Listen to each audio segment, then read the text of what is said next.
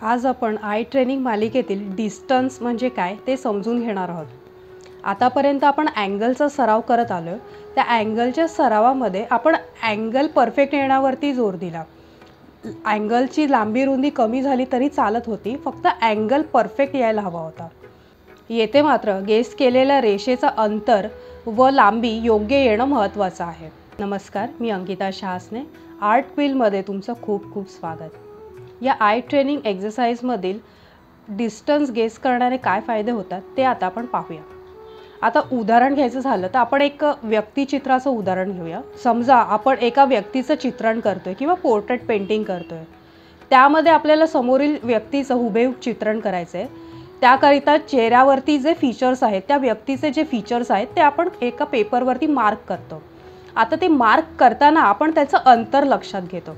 आता अंतर म्हणजे कसं, आता त्या व्यक्तीचा चेहरा कसा आहे, चेहऱ्याची ठेवण आहे, त्यानुसार डोळ्यांची आखणी कशी आहे, डोळ्यांमध्ये अंतर किती आहे, तर डोळ्यांमध्ये नाक किती मोठं आहे, लांब आहे, ओठ कसे आहेत, डोळ्याच्या कंपॅरिझनमध्ये नाक कसं आहे, किती मोठं आहे, किती रुंद आहे, कपाळ रुंद आहे, आखूड आहे, ती योग्य जागा आहे ती परफेक्ट येणं महत्त्वाचं आहे। तरच आपलं व्यक्तिचित्र हुबेहूब घडू लागतं। तर ते हुबेहूब घडण्याकरिता आपल्याला ही आय ट्रेनिंग एक्सरसाइज जी डिस्टन्सवर आधारित आहे ती आपल्याला खूप मदत करेल व चित्रकलेमध्ये सुधारणा होण्यास खूप मदत होईल। आपण जे डिस्टन्स मार्क करतो ते अंतर ओळखणं आपलं परफेक्ट होण्यासाठी ही एक्सरसाइज आपल्याला मदत करते। म्हणजे कसं, आपण एका रेषेच्या बाजूला असणारी छोटी रेषा जेव्हा गेस करतो तेव्हा आपण त्याचं अंतर आणि त्याची लांबी परफेक्ट येण्यावरती जोर देतो। चला तर मग या आय ट्रेनिंग एक्सरसाइजला सुरुवात करूया। या सरावाकरिता आपल्याला पट्टी, पेन्सिल, खोड रबर, कागद व ट्रेसिंग पेपर लागेल। आपण एका कागदावर रेषा आखणार आहोत व त्याच्या बाजूला एक त्याहून लहान रेषा आखणार आहोत।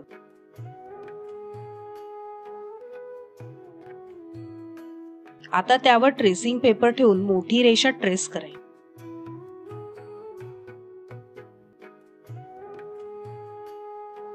कागद व ट्रेसिंग पेपर बाजूबाजूला ठेवून छोटी रेषा गेस करूया। या सरावात लाईन, लेंथ अँड डिस्टन्स वर आपलं फोकस असेल। ही छोटी रेषा जी आपण गेस करणार आहोत ती त्याच आकाराची व त्याच अंतरावर आली पाहिजे। आपण जेव्हा अँगलचा सराव केला तेव्हा कोन परफेक्ट गेस करत होतो।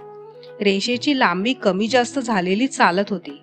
येथे मात्र लांबी व अंतर योग्य पाहिजे। लक्षात ठेवा, गेस अँड चेक। छोटी रेषा गेस केल्यावर पुन्हा एकदा नीट निरीक्षण करून बरोबर असल्याची खात्री पटली की ट्रेसिंग पेपर रेषेवर ठेवून चेक करा। जर बरोबर असेल तर पुढील रेषेचा सराव करा, चूक असेल तर दुरुस्त करा। बरोबर येईपर्यंत प्रामाणिक प्रयत्न करा।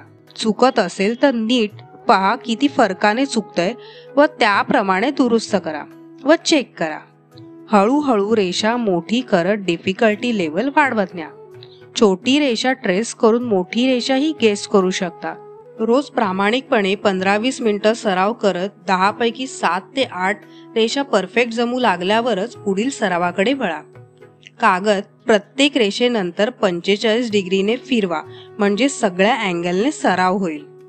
काही प्रश्न असतील तर मला व्हॉट्सॲपवर कळवू शकता व व्हिडिओ कसा वाटला ते मला कमेंट करून नक्की सांगा। पुन्हा भेटू पुढील भागात। धन्यवाद।